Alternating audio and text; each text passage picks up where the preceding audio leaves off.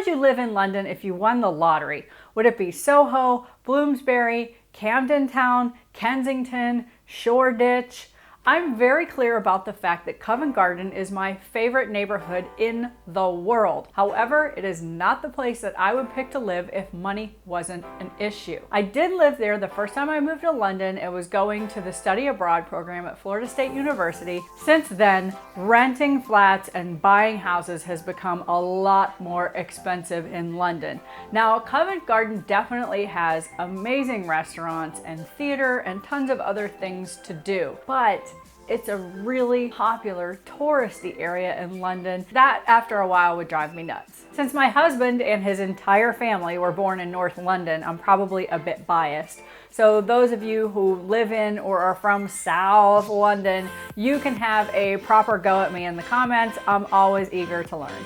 Make sure you watch until the end when I share the surprising street and neighborhood that I would never live in if I won the lottery, and the building that my husband and I saw yesterday that we wouldn't pick either because we felt it would be like living inside a museum.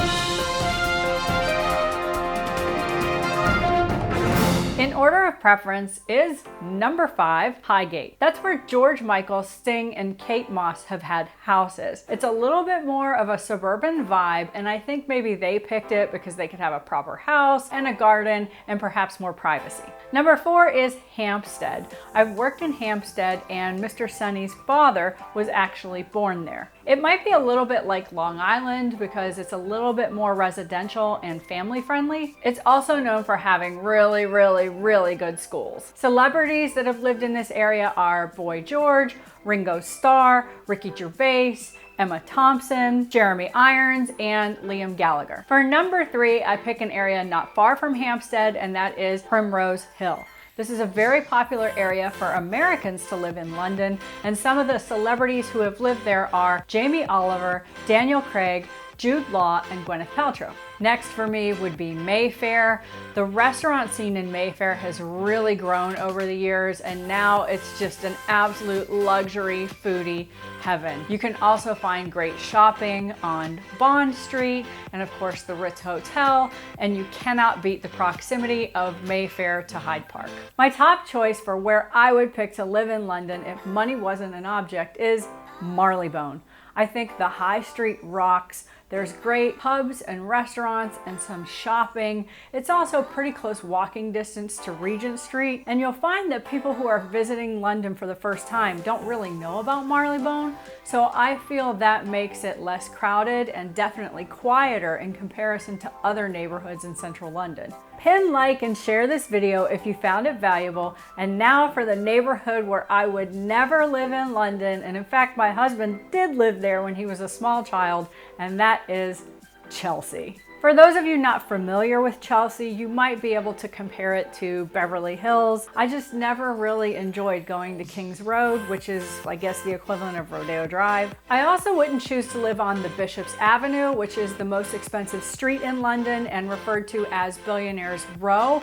I wouldn't choose to live there because it's so far from a high street, and I would like to think, even though if I won the lottery and could afford a chauffeur, that I would still walk a lot of places that were convenient to me.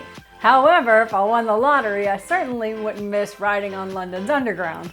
Recently, when my husband and I visited the Tate Modern, we noticed a building across from the gallery where people lived. And we thought all of these glass windows, which would allow people to watch us all the time, like as if we were living in a museum, would be really awkward. I'd love your thoughts on if you think you would be able to live in this building.